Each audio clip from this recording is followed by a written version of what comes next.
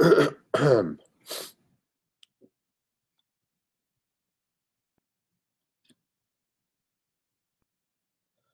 so I think we successfully transferred over. It's amazing.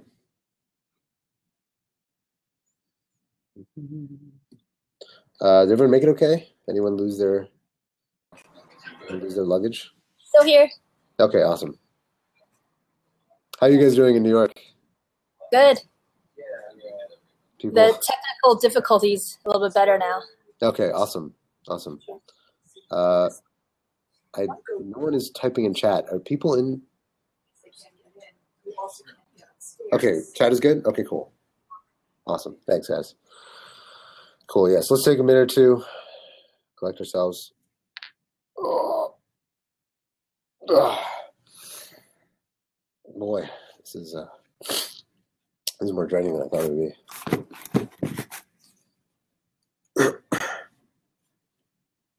It looks so dark in there, man. Are you guys did you not turn the lights on?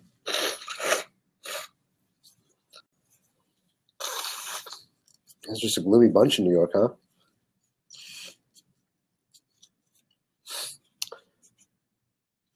Oh, okay. Gotcha.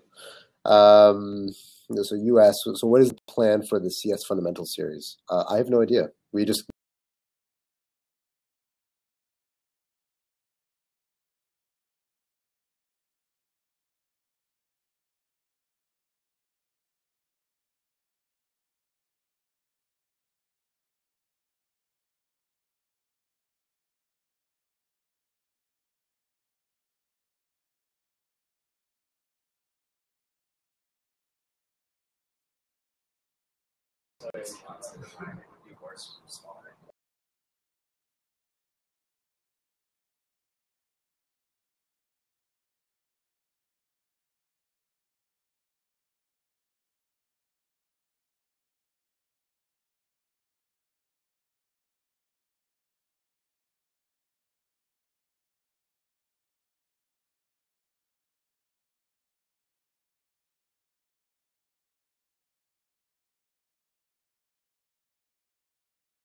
kind of threw this together.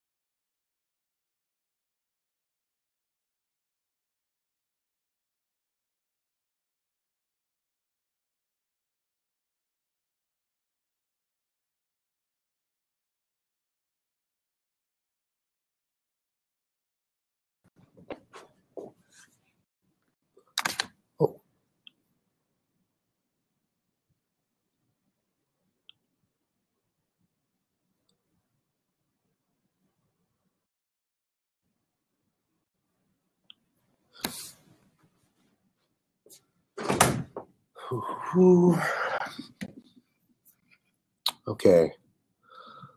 Looks like we're back in action.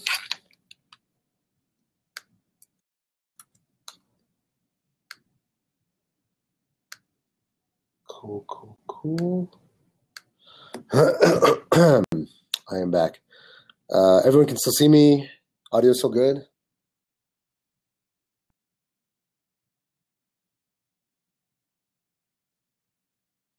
Cool. All right.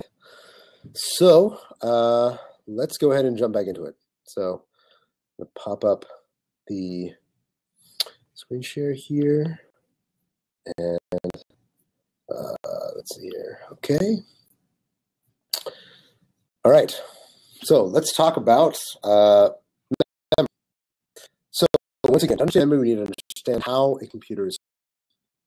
Now, this diagram right here is going to potentially look a little daunting, but this is the data layers of a computer. Okay. Now, if you don't know much about a computer, and I'm going to assume that most of you are not super familiar with like the hardware side of a computer, we use the word computer kind of loosely to mean like this big box of stuff. But at the bottommost core layer of a computer is what we call the CPU. Okay, it's also known as the central processing unit, I believe is what it stands for. And the CPU is the thing that's actually adding numbers together, or moving numbers around, or like doing like the work, like the actual work you're asking the thing to do. It's the one that's executing instructions, moving things around. Basically, it's like the sort of homunculus, or the sort of little person inside the computer is actually doing, fundamentally pulling the levers, right? Like the tiny little alien inside your computer. That's the CPU. Now, the CPU has data in what are called registers. Okay, and registers are just these little boxes that are like, you imagine your CPU like a little person inside of your computer, like way down inside, very, very small person.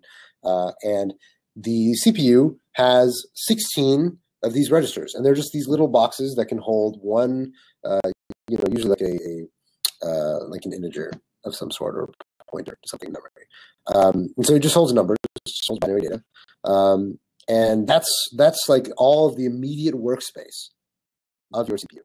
So your CPU is just standing there and looks around and is like, okay, I can like move things in between these registers. I can take something out of a register, add it to something else, send it through my add circuit, or whatever. I can do all these things, and registers are like my immediate workspace.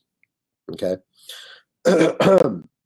Now, so the little person in your CPU has also an L1 cache.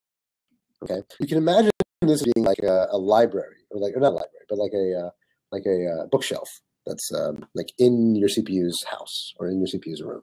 Okay, and this is just like a reservoir of useful data that you've recently read, or that you're likely to read very soon. It's very close by, and so you'll notice on the left side here I have these number of cycles. And so basically what this means is that when I say one cycle for the CPU register, that's that to read from a CPU register, if you're the CPU, takes one clock cycle. So it's like one instruction. You just read from the register just like that. It's like lightning fast. It's as fast as anything else. Okay. Now, if the CPU has to like get up out of their chair and go walk over to the bookshelf and like grab something out of the bookshelf and come back, that wastes a little bit of time. Okay, so like the L1 cache, the level 1 cache, is like this book is pretty good. It's like useful, but it's a little bit far away, and it takes a little bit of time, and it sort of wastes time to go and like have to get some. I'd rather have it sort of on the desk. So you can imagine the registers is like my desk, and the L1 cache is like the library that I have close by, or not the library. I keep saying that, the bookshelf. Okay, now the L2 cache is even bigger. So all these, so you notice that it's coming to a point, right? The L1 cache is like, reasonably larger. It's like some number of kilobytes, I believe. And 2 cache is bigger. It's potentially like, in the order of, well, actually, I don't want to make up numbers. I don't know exactly how big the L2 cache is, but it's also nearby, but it's farther away, right? So like the L1 cache might be like walking over to a bookshelf to grab some data. The L2 cache might be like, oh man, it's not in the L1 cache. Well, I'll look at the L2 cache, which might be like going into your closet and like digging through a box. Okay, so it's still here. It's still, worth going to, but, it wastes more time. So that's like 10 cycles. of work that I could otherwise be doing, but I'm not doing because I had to read from the L2 cache. Okay, so the cache for the CPU cache is really, really important because it's basically like really close to the CPU, and as long as everything stays close to the CPU, I can get shit done really quickly. Okay, because the CPU is fundamentally the thing that's executing your algorithm. It's like the person that's doing the stuff you're asking to get done. Okay, so let's say it's not in any of the levels of the cache. So it might be like L1, L2, L3. None of them have the data that I'm looking for, right? Let's say I'm looking for a book on war, on like the War of 1812. And it's not on my desk. It's not in the closet. It's also not in the bookshelf. Well, shit, then I got to go to the library. Okay, so the RAM is like the library. Okay, the RAM is far away. Takes about 800 cycles to go and access the RAM. These are very approximate numbers, so this to consider this more order of magnitude because it depends on like a million things, the actual literal number of cycles. But you can, a good order of magnitude estimate is about 800. It's pretty far now. Okay, RAM is really far away. So I got to go get in my car. I got to change. I got to do all this crap. Got to go make sure my library card is renewed. But the RAM holds a shitload of data, right? So way more data than I can hold in the caches, way more data than I can hold in registers. It's like a giant library, the hallways of books that I could go and read. Now, the reality, though, is that when I read something from the RAM, I can't just like take an entire bookshelf out of the RAM, right? I can only take so much stuff and actually get it into my house. But it's all there, okay? The other thing about RAM, so RAM is called random access memory. That's what RAM stands for. And it's called random access because you can read from any part of the RAM as fast as you can read from any other part. That's why it's called random access. So basically, if you want to read, some element right over here, that takes the same amount of time as if you read some element that's like way at the end, or way at the beginning, or way somewhere 3/4 into your RAM. Sorry, Kate says she missed that. As fast as you can read from what? I don't know the context of the sentence. Can you maybe repeat the context where I said that? I said you can read from one part of the RAM as fast as you can read from any other part of the RAM. So the RAM is sort of like this very, it's kind of like, you might imagine a real library, like to find like a really old book, I have to like go all the way to the back and like look through the whatever, something, right? I don't know. But in the RAM, like you just walk up and you instantly, like any book you can get as fast as any other. So that's one feature of the RAM that's noteworthy. It's important. So the RAM is like far away. Going to the library, it sucks. Okay, but the RAM is nothing compared to disk storage. Right? If I'm going to the hard disk, then I am fucked. Okay, that's like another country. On a solid state drive, which is like the fastest general kind of hard disk storage you're going to look at, it's going to be about 5,000 computer cycles to read something from an SSD. And for an old school hard drive, like the old spindle drives, like like one of those big fat ones that you probably had if you had a computer, more than 5 years ago, then it's more like 50,000 clock cycles to read from a spindle drive. So it's really, really slow. This is like ordering a book from Amazon from like a German backlog. Okay, so this is like really, really far away. This can take ages to get to you. Like there's so much you could be doing if you didn't have to read from disk. You are literally wasting 50,000 instructions worth of stuff to do because you're just waiting for this request from Amazon to get delivered to your house, and you cannot move on until then. Right. So that's kind of the idea behind all these things, is that as you're, the numbers that I'm presenting are what you would do if you just sat there and waited for the read to come back. Like you couldn't move on until you read the data from memory. So it's important to understand this hierarchy and sort of the way the CPU is kind of far away from the RAM, from the L2, L1 cache, and it's really close to the registers. So all data that you'll ever use in a program must take a journey from the hard disk to eventually live inside of a register, and actually have your CPU use it in some functional way. It doesn't necessarily have to come to the hard disk. It can go straight into memory. Like, for example, if you make dynamically generated data that's not stored on disk. But the idea is like, the data flows upward, closer and closer to the register. Your CPU can actually do something with that data. So does that make sense? Does everyone kind of follow? sort of the hierarchy of data layers.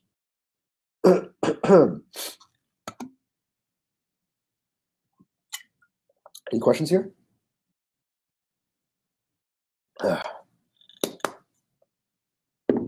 Cool. All right, so everyone sounds like roughly good. Okay, so let's look a little bit more deeply at memory. Okay, and here we're talking about we might as well be talking about any kind of memory or any kind of data storage other than registers. So this would be like also not including spindle drives. Spindle drives are a little different. So this is talking about RAM. Also talking about any caches. So L1, L2, L3 caches. And I believe SSDs are also random access. I'm not sure. But we'll talk about how memory is actually structured. What does it look like? Okay. So memory is just think about it as like a bunch of cells with shit in them. Okay. So it's like a bunch of binary stuff in a bunch of boxes, and they're all right next to each other. Okay. And there's lined up like that. It's like a giant spreadsheet just full of garbage. Okay. That is what memory looks like. It's not literally what it looks like, but it's how you should conceptualize the way that memory. Okay. Memory contains all binary data, meaning it's all zeros and ones. Okay. Everything you've ever put in a computer, everything you've ever done on a computer, every regrettable thing you've done on Snapchat, they've all been binary data. They were all zeros and ones that are stored somewhere in the memory of something. So every data type, strings, floats, objects, functions, whatever, they're all stored as binary data. That is how they're represented internally, and that is how they live in memory. They live as some form of a binary serialization. The other thing is that it's also all stored contiguously. Okay, when I say contiguously, I mean right next to each other. Okay, and it's stored physically contiguously, meaning that memory that's like let's say you're storing like a number, another number. Well, you're storing a number. All of the bits that comprise that number are right next to each other. They're physically right there, just in a straight line. Okay. Now this is very important when it comes to arrays. Okay, the physical contiguity of memory is very important. Arrays are just contiguous blocks of memory. That's all they are. Arrays are just like a slab of memory. Okay, that is why arrays are so fast. And it might not be obvious that arrays are fast. This might come as somewhat of a surprise over other data types. But arrays are, in fact, sort of the first class object of any algorithm because they are the fastest data structure. Because they're also the most primitive. They're the most basic. They are just slabs of memory right next to each other. So let's look at an array. Okay, so this is what an array looks like. So we can imagine this array that's, it's called A. And this array has these 4 slots. The 4 is cut off for some reason, but it's got 0, 1, 2, 3, and 4. Now, and so all memory. One thing to note about memory is all memory has an address. That's just a way that, like, for the computer to do bookkeeping to know where what's what, right? So it's just like a street address. They're all unique, and we're going to ignore like virtual memory and stuff like that for the moment. And it's important to note that, like, when the computer allocates for you an array, it tells you, okay, your array starts here, and it goes this many slots, okay? And the computer guarantees for you when you ask for memory to construct this array. In JavaScript, you don't literally ask for memory, but in any the JavaScript compiler will, or the runtime will ask for memory when it executes in C or in C++ or whatever language. So that it will say, hey, computer or operating system, will you give me 5 slots? Because I want this array from 0 to 4, which 0 index, and that'd be 5 slots. And the CPU is like, cool, or it's not the CPU, sorry, the OS is like, cool, here you go. Here's the base address. So here's the address at which you start. You have 5 slots. Don't touch anything outside of it because I can't guarantee you what that stuff is. Okay, so anything outside of these 5 slots in memory are, for all I know, garbage. They either belong to other programs, or they're like other things, that other variables in my program. They could be garbage values that are just sitting there. I don't know what the hell they are, and without knowing what they're actually doing with them, so I'm just going to not touch them. Okay, so I don't know what the hell's in there. Just going to ignore it. All I know is about my array. If you're using like a high-level language like JavaScript or Python or something like that, then this is something you never get to touch. Right? You have no ability to actually like go out of bounds of your array. But in a program like C, or a programming language language like C that's very low level, you actually can do this. And it's a very bad thing, and a lot of horrible errors happen because C exposes to you literally just these memory addresses, right? You can just go in and put stuff into addresses and move around wherever you want, so long as you don't segfault. So, so assume that each of these cells are 8 bytes, okay? Just because that's just the easiest way to think about it, right? And so we've got this, imagine their address this way, is that, show these little numbers. Basically, every address is like a bit. So Roger asked what actually causes a segfault. Let's not worry about that. It's actually somewhat complicated. I'd encourage you to just Wikipedia it. It kind of involves a lot of memory management stuff, which is really outside the scope of like a language like JavaScript to worry about. So all of these numbers are separated by 64. Usually when you represent memory, you use hexadecimal, but I'm just using decimal here. So all these numbers are separated by 64 because the idea is that there's 8 bytes or 64 bits between each of these blocks of memory. Okay, the number of bits, number of bytes don't really matter. Don't worry about that. That's not super important. The important point is that like they're all the same distance apart. Okay, there's no it's super regular. They're all like just these chunks, and they're exactly this big, and that's just how it is. Okay, each cell is offset by exactly 64 in the address space because there's 64 bits inside of each cell in memory. What this means is that you can very easily derive the address of any index just knowing the start address. Okay. Hopefully you have some intuition why this is. But what it looks like, a function to actually get the thing, is sort of like a kind of pseudocode sort of thing, to actually determine the address that you need to load from. You need to like make this load command, which a CPU knows how to do. It's a sort of primitive CPU operation to load something into a register. It will just take the start address, which it knows because the array knows its start address. It's sort of like, that's why this dot start address equals whatever.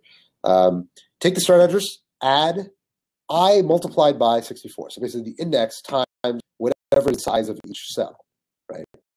And you can verify for yourself that if I put 3 into that function as I, then I will get 833,096, which is the start address, plus 3 times 64, which is 192. Add those two together, I get 833,288, which is exactly the value of 83, right? And of course, if I is equal to 0, that is actually the reason why we use zero indexing. If you ever wondered why zero indexing, this is why. To make this math easy and really fast, which is part of what makes arrays really fast, because this happens so often. So basically, if the array is structured exactly like this, which all arrays are, then just by knowing the index and doing some really quick math, I know exactly the address that I need to load from to load something, basically to do like R at index I, or to look up the value of an index in an array.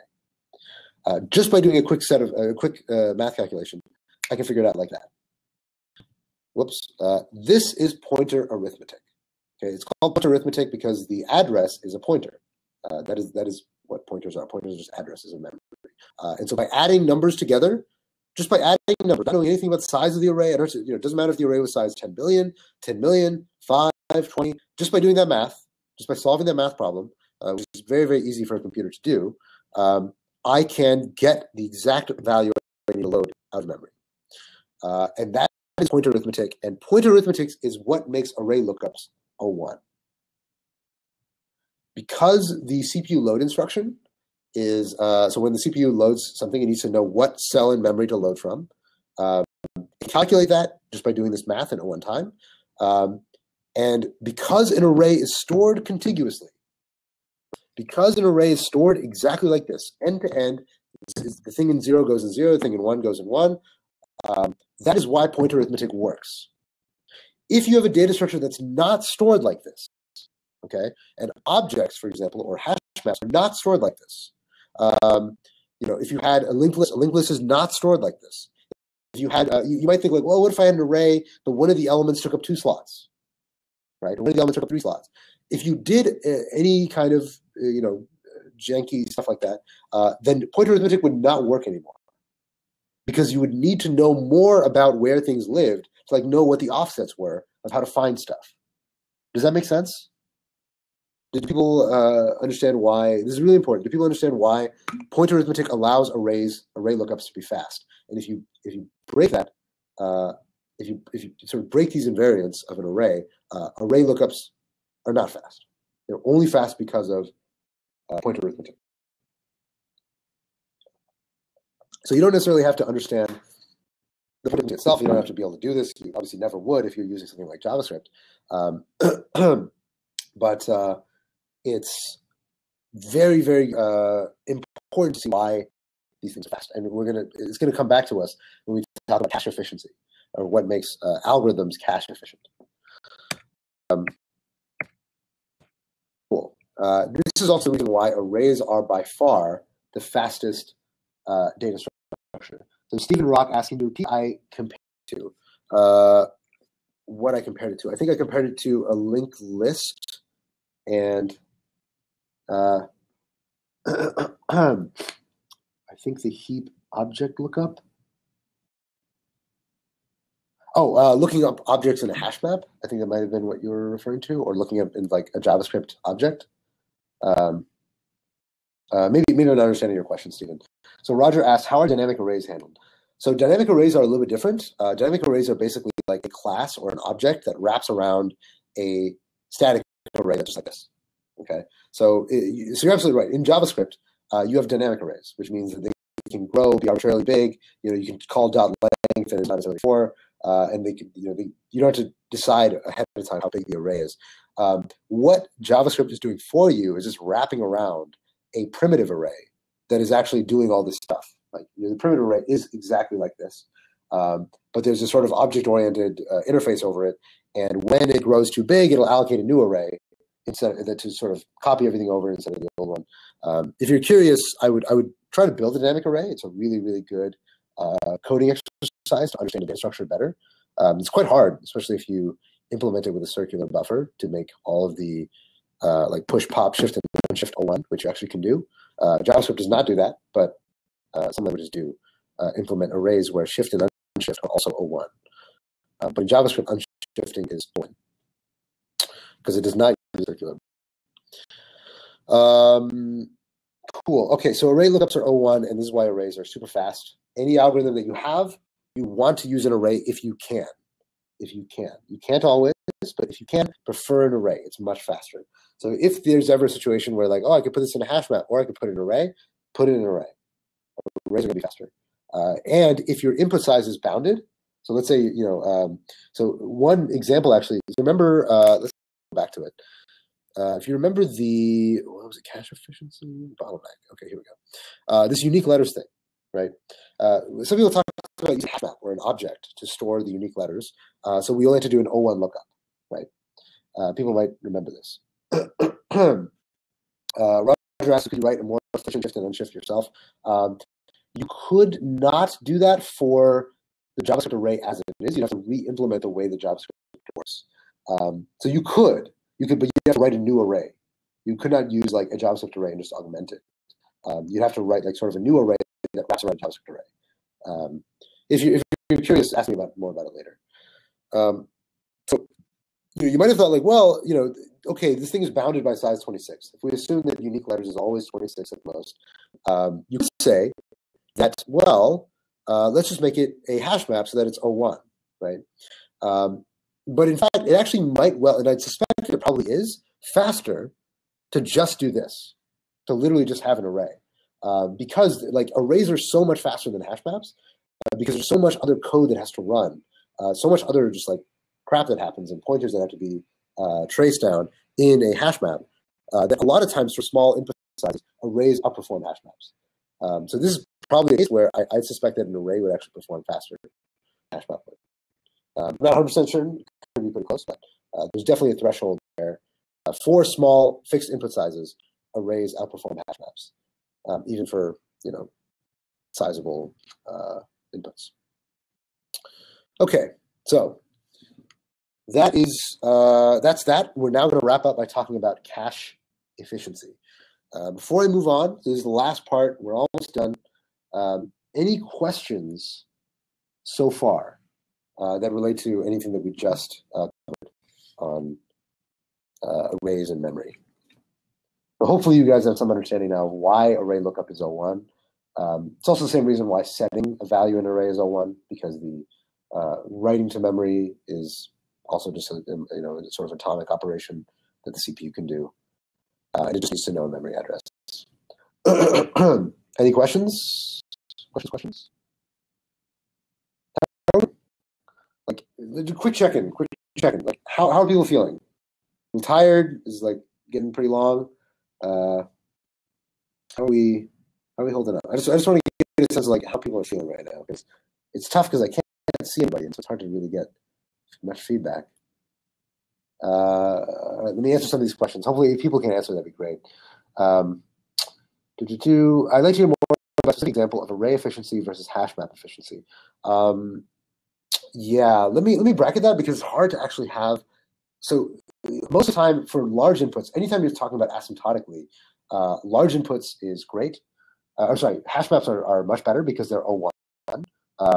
To like find something in a hash map is always O1 time. Not always, but average O1 time. In an array, it's ON. Cool. Yeah. If you guys got to sign off, no big deal. We should be wrapping up pretty soon, though. So I'll try to make sure that we move the rest of this at a timely pace. Yeah. So for large inputs, hash maps are usually going to be better, or pretty much always going to be better. But for small inputs, arrays often outperform hash maps. But it's kind of like, if you remember that graph that I looked at before, where like all the lines intersect each other kind of crazily at the bottom left. I'm talking about like in the bottom left area right now of that graph. So as the numbers get big, never again is an array as good as a hash map for finding arbitrary values. Joanne asks, what's the second fastest data type? That's kind of, I don't really know how to answer that question, because like there's really not much. I mean, I don't know how you. I don't really know. I mean,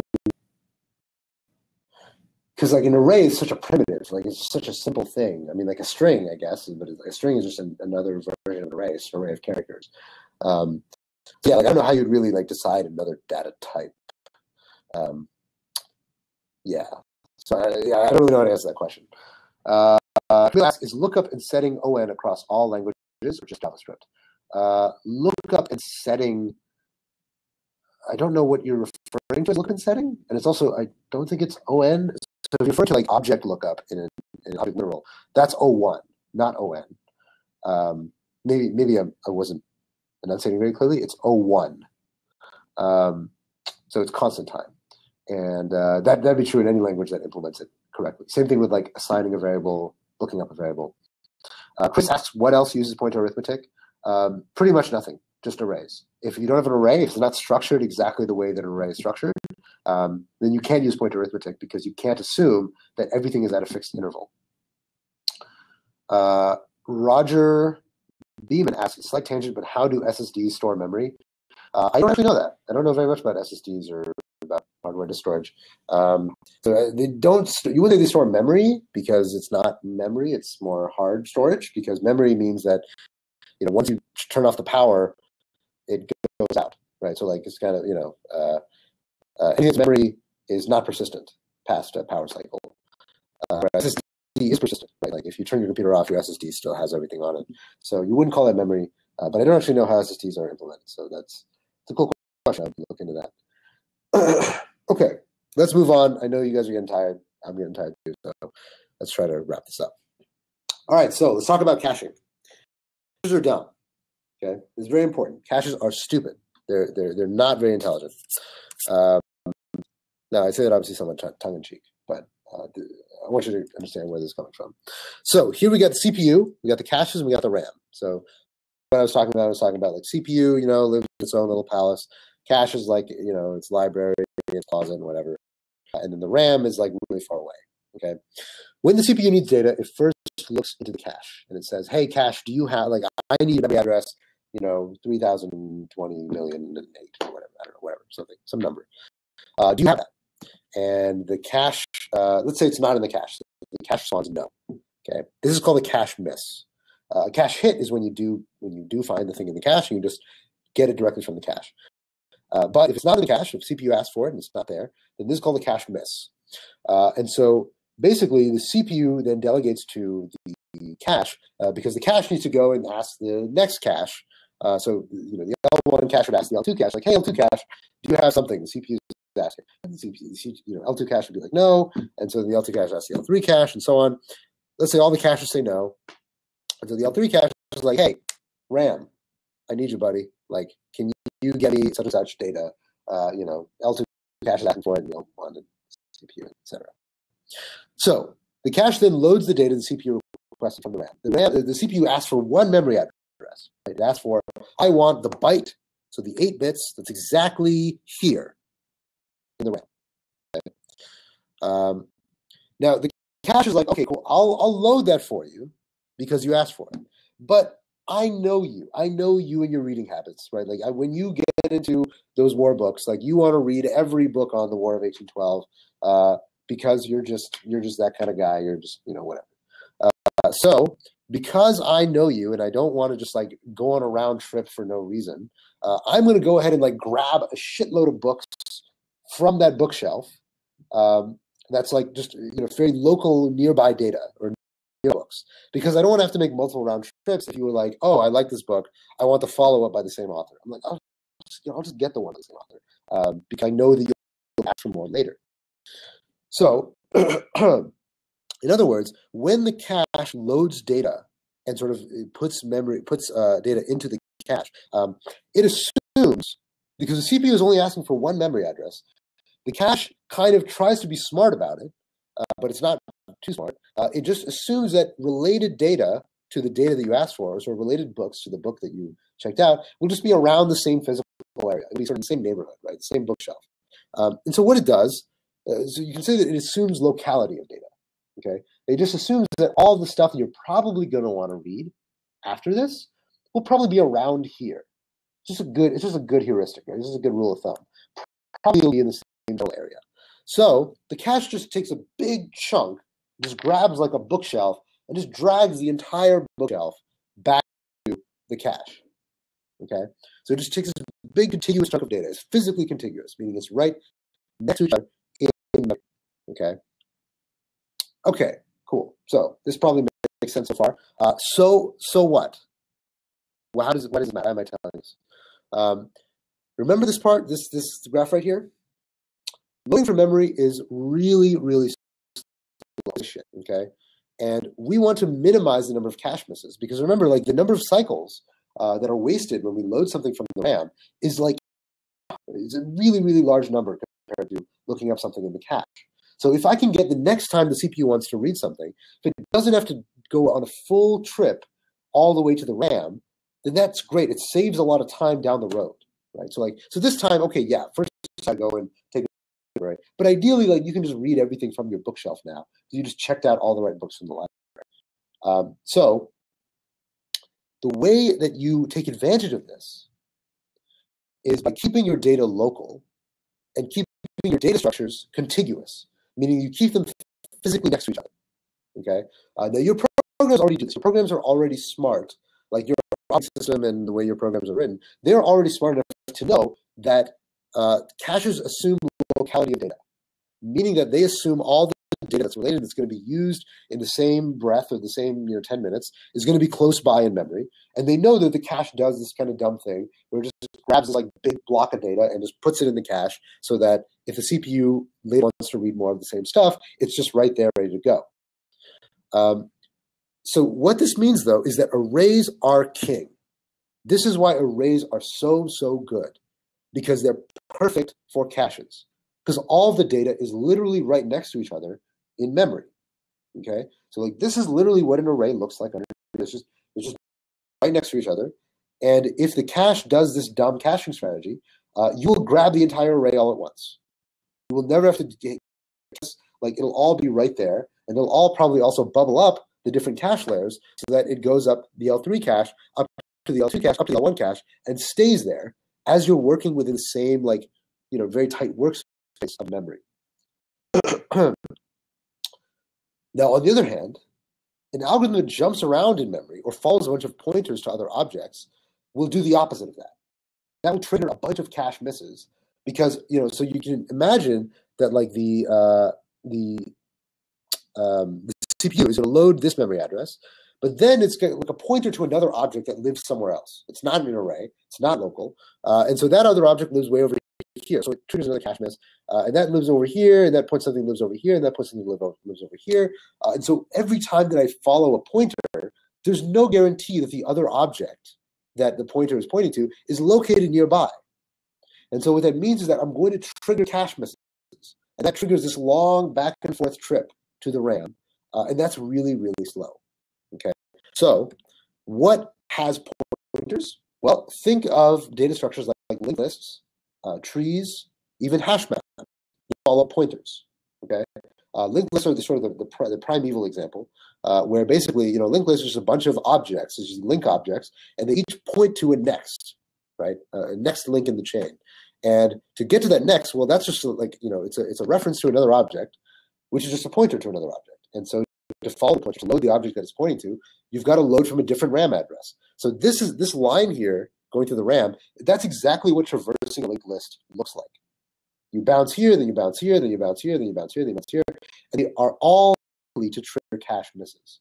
And that's why traversing a linked list, even though it's still ON, and traversing an array is still ON, traversing a linked list is much slower than traversing an array for that reason. And the same thing with the hash map. Usually you have a hash map with the same number of elements as an array, and it has like even be like the indexes in the array, right? The hash map will be much slower for iterating for the same reason. The hash map jumps around. There are these pointers that it has to chase.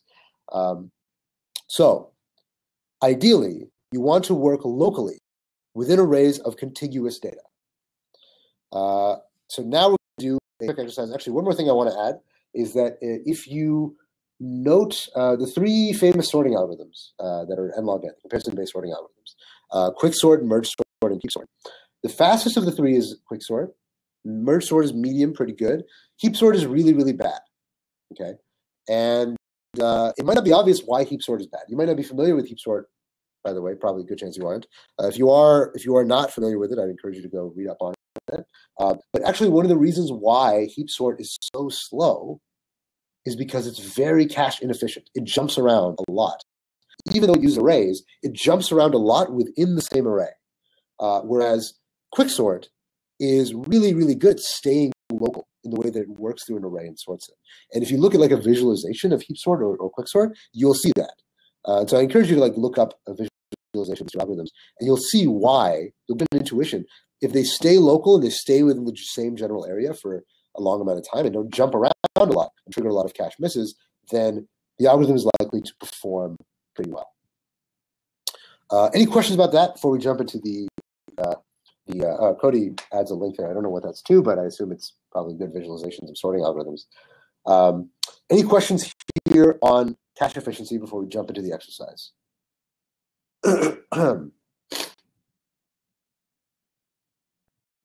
Yes, thank you, Cody. Awesome. Any other questions? This is going to be the last exercise, so we're almost good to go.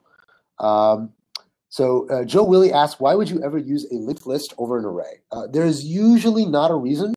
Linked lists are almost always strictly worse than arrays. There are a few things like, so some arrays, like the array implemented JavaScript, do not allow fast unshift. Arrays or linked lists you can unshift really quickly. You can augment an array, though, to have a fast unshift. So that's kind of a bullshit thing. There are some things that you only can use a linked list for. So it's kind of beyond the scope of this lecture to talk about, but there are some things that, yes, so Ned points that caches are built upon linked lists. They absolutely are. You cannot build a fast cache without a linked list. But there are generally pretty few applications that can only use a linked list. For the most part, arrays are almost strictly superior to linked lists. So Roger Bowman asks, so this is a measurement comparison between O1 tasks. So yes, absolutely correct. So basically, usually cache efficiency is a constant factor, but it's a very real one, right? So like all of the sorting algorithms I mentioned, n-log n, or sorry, not n-log n, what am I saying? Merge sort, quicksort, and heap sort, they are all n-log n, but quicksort is like much faster than heap sort. And it's because of cache efficiency. So cache efficiency can raise the efficiency of an algorithm by like 10x or even 100x, depending on how cache efficient another version of the algorithm is. Now, that's still constant, but in the real world, it ends up meaning quite a lot. And so there's some algorithms that might have like good quote unquote time complexity, but their cache efficiency is so big that they're just not realistically usable. So if you want to like speed up an algorithm and make it more efficient, then cache efficiency really makes a difference. And actually, here's a really interesting tidbit. I loved this when I first learned this. So it turned out, so quicksort is like pretty much the fastest algorithm for sorting. And but it wasn't always that way. It wasn't always that quicksort was preferred. In fact, in the early days of computing, heap sort was actually the preferred sort. And the reason why is that quicksort actually has a logarithmic space because it uses recursion. Or if you don't use recursion, you still have to manually manage a stack. But heap sort actually has O1 space. So heap sort takes less space than quicksort does. But that eventually changed. Heap sort used to be the preferred sorting algorithm, but that changed with the advent of caches. Before caches came around, like the fact that we're talking about cache efficiency right now is only true because of the way that hardware is architected now, right? This is really kind of out of the bounds of computer science. It's more like the intersection between computer science and like hardware engineering, right? Like this is like why we have to care about caches is because of hardware. Because caches became so big and became so close to the machine, you can actually start taking advantage of them. And algorithms that normally were like performing around the same time, the ones that, because the cache initially was so small that it didn't really make a difference whether your algorithm was local or not, because you just couldn't put that much in the cache. But now caches are huge relative to what they used to be, and so now it really, really matters. So algorithms that used to be once pretty performant on old computers, they're not anymore, right? Like quicksort just way outperforms heap sort now because of how big and how useful caches are. So I just thought that was a really cool tidbit that I always enjoyed. Last question. Danny asked, if an array is contiguous in memory, what happens if you push another one and there's no memory slot to add it? Does it move the whole array? So in a primitive array, you just can't push anything new on there. In a dynamic array that wraps around a primitive array, like what JavaScript has, it'll literally just create a new array and put everything in there. And the array will just be bigger by some constant multiple. So, cool. Let's do a quick exercise. So this is our last exercise of the day. Oh, whoops. Okay. So this file is cacheefficiency.js, right? So let's, if someone can post a link to this, that would be, I think, really helpful for a lot of people. So just run through this file, read through the comments, see if you can make sure, make sense of what it's doing. And we're going to try to make this thing more cache efficient and see how much faster we can make it. So go to jump in here, see if you can solve this problem, and this will show you sort of a real-world example of cache efficiency. Thank you, Stephen. I just posted it into the chat. Whew. Man, that's a lot of talking. Okay. Let's kill this for a second. Right. Yeah, we're just about done. This is awesome. So we'll give ourselves a few minutes to work through that. Looks like someone in a blue hoodie is leaving. I feel very sad. I'm sorry, blue hoodie guy. I wish I could be better to you.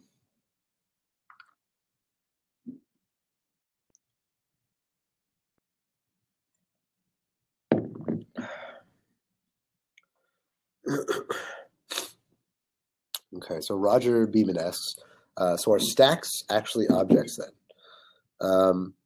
So are stacks actually objects? And yes, they are definitely objects. So stack is just the stack is an abstract data type. Stack is an abstract data type, basically meaning that it doesn't actually require a specific data structure.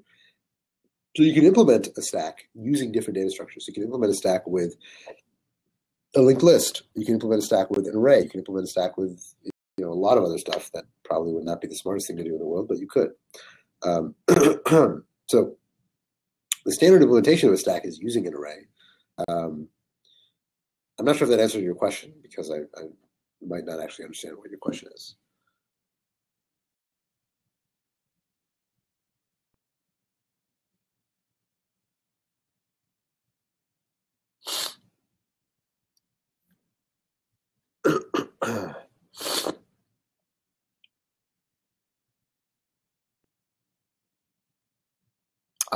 Okay. Yes. So when you have a dynamic array, so an array that is not sort of statically sized, right, that can grow and get bigger. Oh, it looks like my video just went out. Can people still hear me? Am I still audible? Okay. Let me try refreshing. I don't know why my video just went out.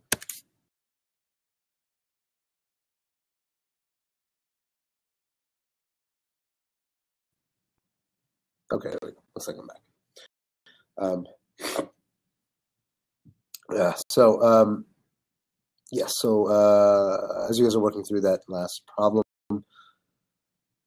so if you have a static array and you push onto it and there's no more room in the underlying memory, then usually what will happen is at the level of the object wrapper that you have around this array, so you have like some class like a dynamic array, or in JavaScript there's some kind of wrapper with an API with all these functions for arrays, like the function prototype that defines how push and pop and everything work.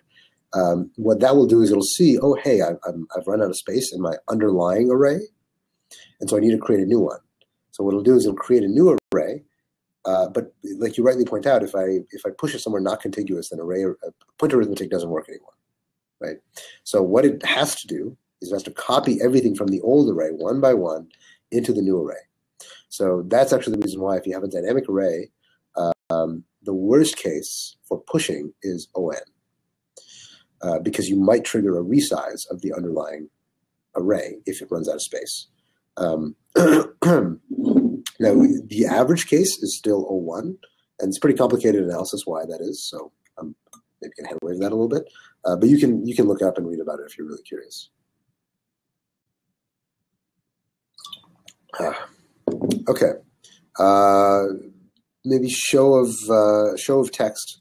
How many people are good to go over? Answer how many people are still figuring things out. One hand. One hand. Okay, we got a couple hands. Okay, well, hand from the side. I like it. I like the hand from the side. Okay, awesome. All right, so let's go ahead and run through things. I know people want to go home, so. Okay, let's see here. What do I got? Gotta share my screen again. Okay, entire screen. Okay, cool. All right. Wait, is that working? Did I just die? Can anyone see my screen? Oh, whoops. I'm sorry. There you go. All right, back to the infinite mirrors. Okay. My apologies. Okay, so all right, so what are we doing here? So we're creating a huge matrix, right? So there's this make huge matrix utility right here that just makes a giant matrix that's size, n by n. Okay, so here I'm passing in 10,000 because that's like a reasonably large number. And now what I'm doing is I'm iterating through this in a cache inefficient way. And so inside of here, I just access the element that's there. Okay, you can see here because iterate through every I and j.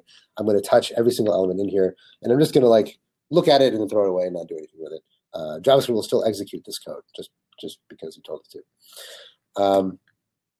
So this is cache inefficient, and it might not be obvious why, but you can see here when I iterate slowly through this big matrix, I'm going to run this code here.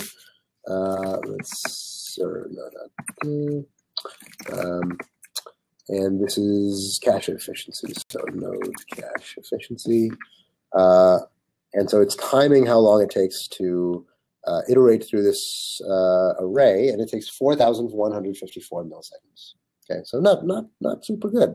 And this matrix isn't that big, like it's 10,000 by 10,000, which for a computer should be totally doable.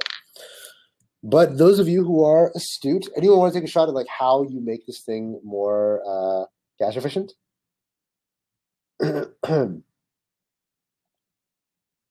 So Stephen Rock says one array. Well, but it's a matrix. I want a matrix. I want to iterate through a matrix in a cache efficient way. So you're absolutely right. If I made the whole thing one array and just compound it all together. Cormac has it. Row first traversal. So if I flip these around, ij instead of ji, let's now run this. And it takes 1/10 of the time, 438 milliseconds, as opposed to 4,000. Okay, so just by switching those two variables around, somehow I got a 10x increase in speed. Okay, anybody want to take a guess why? Why did that happen?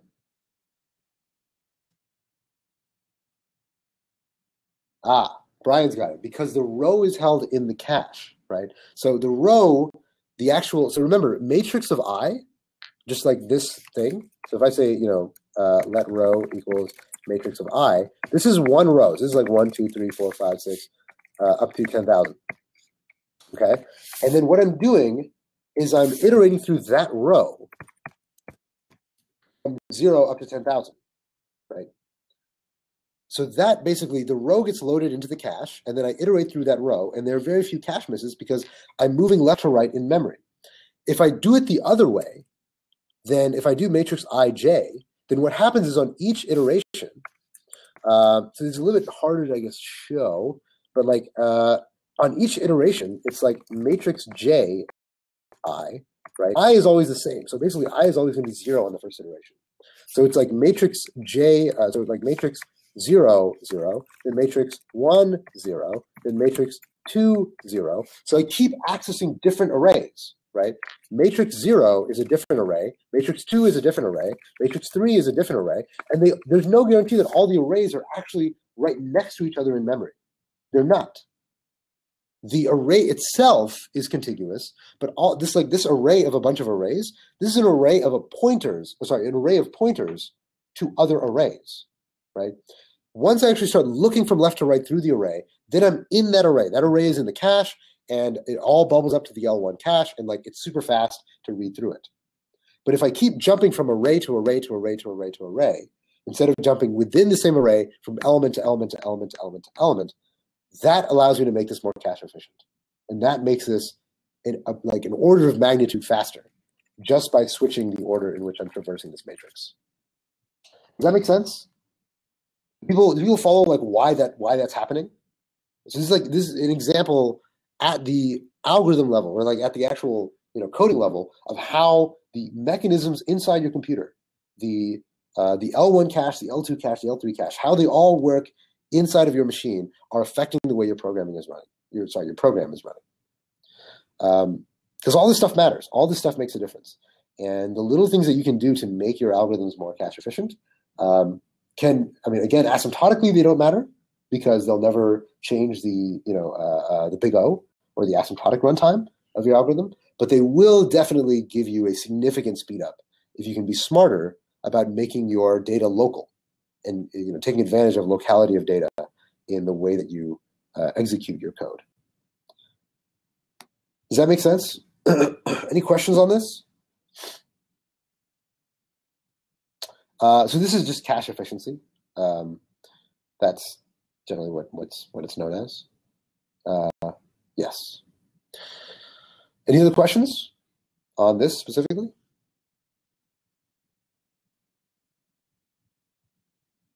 Cool. I'm getting compliments. I feel special. Thank you. Okay, so let me quickly run through. Actually, I'm going to kind of skip a slide and then we're going to go back to Q&A. Okay, just because I know a lot of people want to leave and it's probably fairly late in New York City. So just quick about me. I am Haseeb. My name is Haseeb Qureshi. You might have heard about me from a blog post thing that went viral from my website, haseebq.com. Find me on Twitter @Haseeb.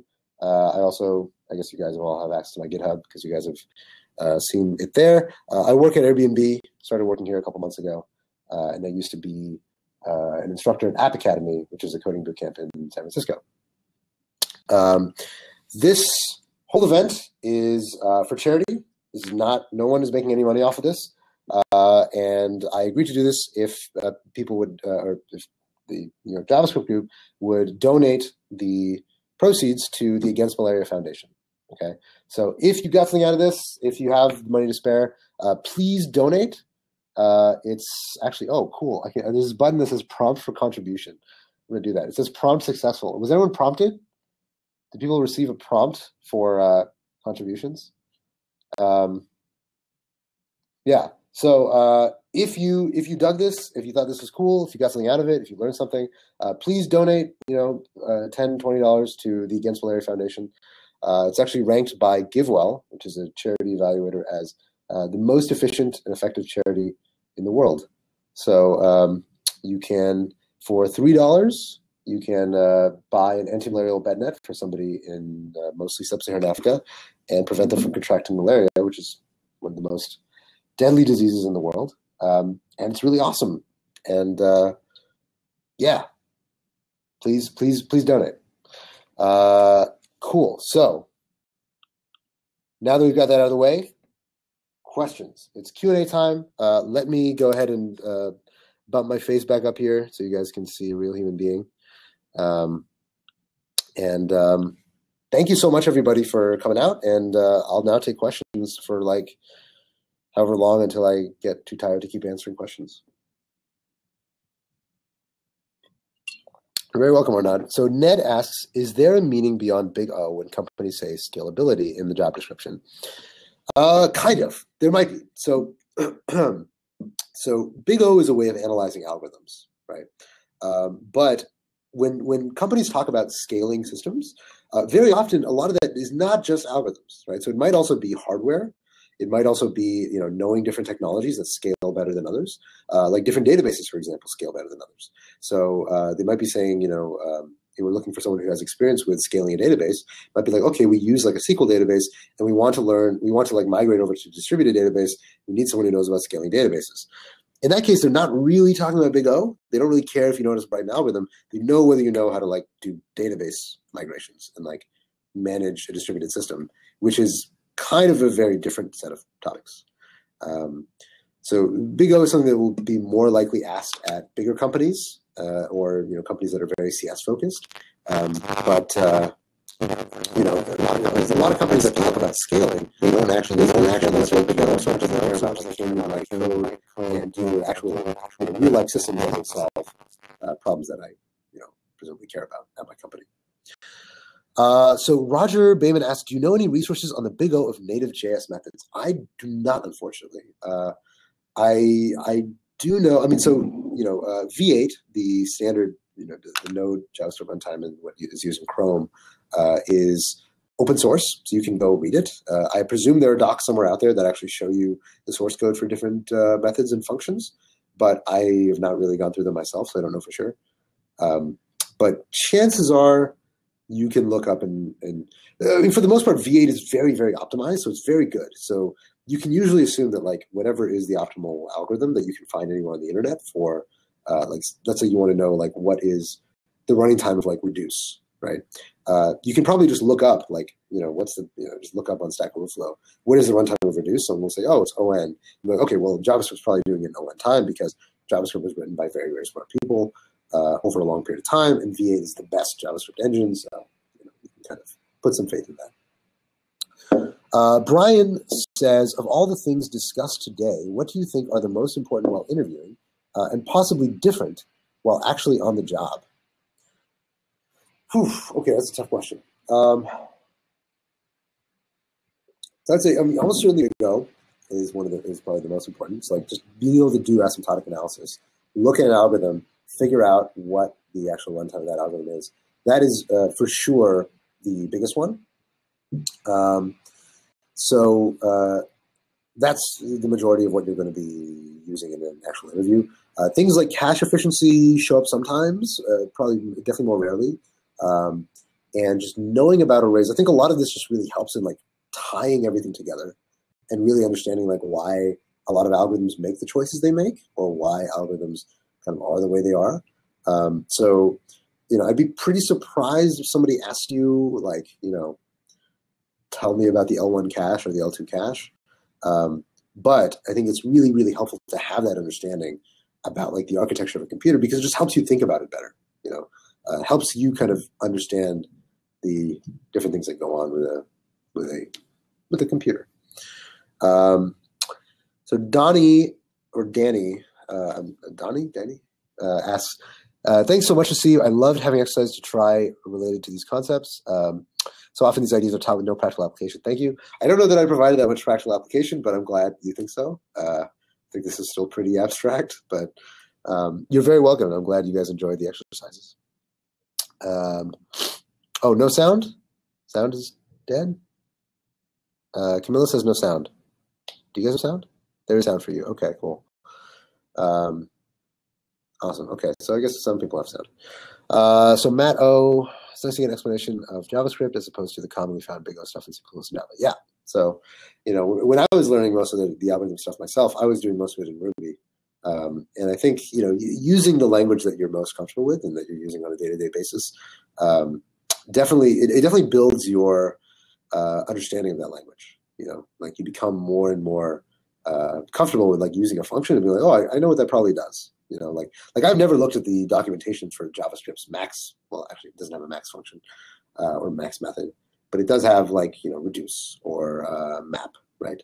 And I can say with some certainty that I know that map is on, where I guess it'd be on times f, where f is the runtime of the function that you're passing in into your map. But I can say that I'm not looking at the source code. I can say I know that because there's no other sensible way to implement map other than doing it that way. Any other questions? Do you have a go-to resource to refresh your memory on the concepts we learned today? Well, I'm going to post the slides, so hopefully that will be a go-to resource. But I mean, for this stuff, not really. Like, I mean, one thing that I was constantly frustrated with when I was learning this stuff is that I always felt like there wasn't really that good of like a centralized repository of good, high quality learning. Like there's stuff, like MIT OpenCourseWare and stuff, but it's much higher scope and it's much more academic. It's not really as focused on like if you distill this stuff to its essence, what's the most important stuff to learn? And that's really the approach that I wanted to take to teaching algorithms is that, it's not about absorbing every single CS concept and being able to, name every single technical term. It's much more about understanding how it all fits together and understanding like what makes this stuff important. And just kind of having a high level sense of what is going on rather than knowing every single detail that for the most part is not that important. So long answer, short answer is not really on memory. There are a lot of things that you can read. So, go through Wikipedia, go through Stack Overflow. I don't know one that's like a good, like everything type of resource. I see there's still people in New York. I don't know if that means they want to ask questions or they're just hanging out. Hey, how's it going, Blue? Oh, more people to the side. That's exciting. I thought it was just like the last five, like the Power Rangers, like hanging out afterwards. And You're the troopers. okay, the troopers. Okay, awesome. There you go. Thanks, Asif. Nice. Yeah, of course. So, you guys have any more questions, or are we all? Is everyone questioned out? I think after this, I'm probably going to take a nap. Can you hear me? I can hear you. Yes. Eric.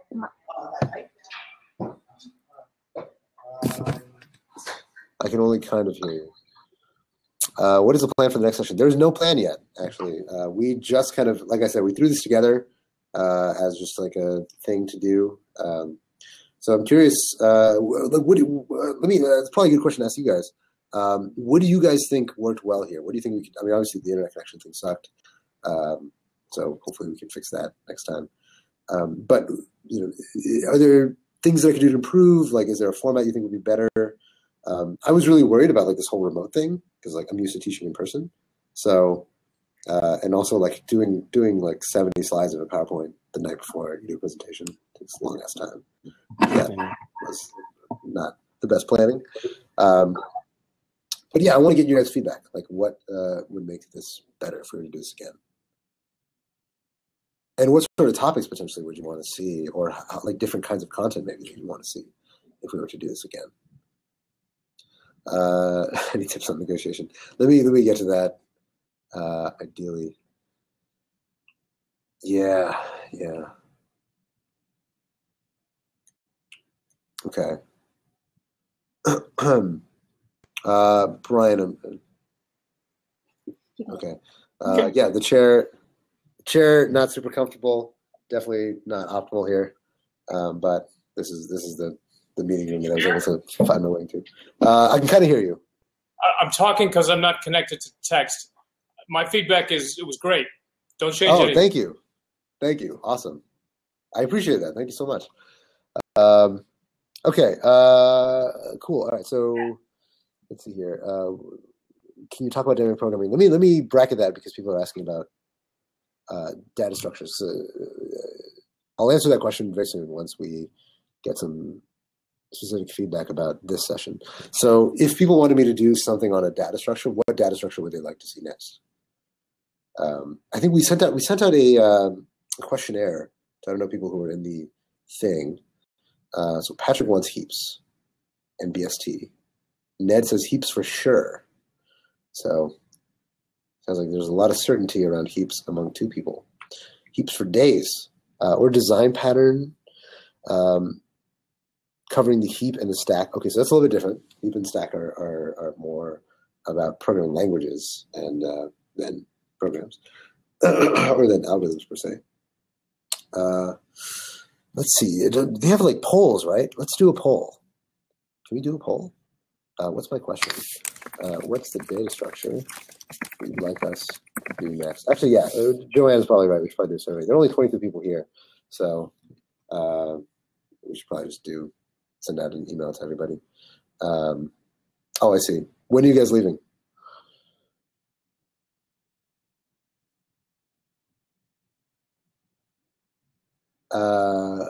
Cool. Okay, so super quick answers to the questions. RH asks, can you talk about dynamic programming? Dynamic programming is basically just like, it's a way to solve problems using subproblems and memoizing those subproblems usually. And so the easiest way to think about it is like recursion plus caching, or recursion plus memoization is usually dynamic programming. But any case where you use subproblems to solve bigger problems is dynamic programming. It's very hard. It's usually like the hardest class of algorithms to try to implement. So if you get an interview at Google, probably they'll ask you at least 1 or 2 dynamic programming questions. I got 2 dynamic programming questions when I was interviewing at Google.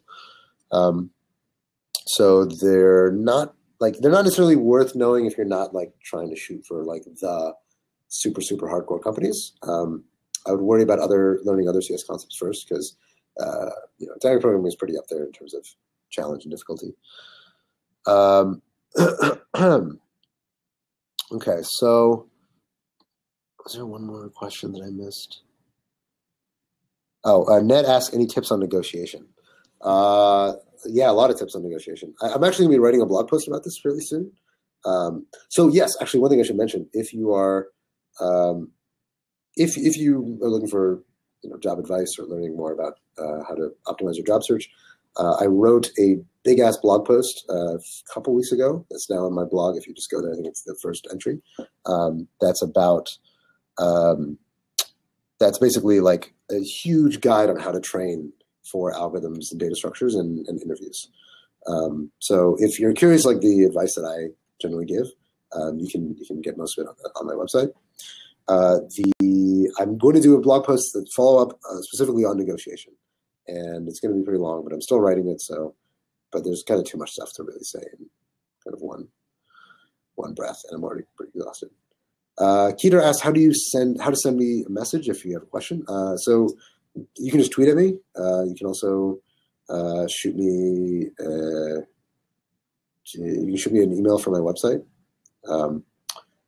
You're also in the New York JS meetup, so they can message you. Yes, I'm also in the New York JS meetup, so you can message me.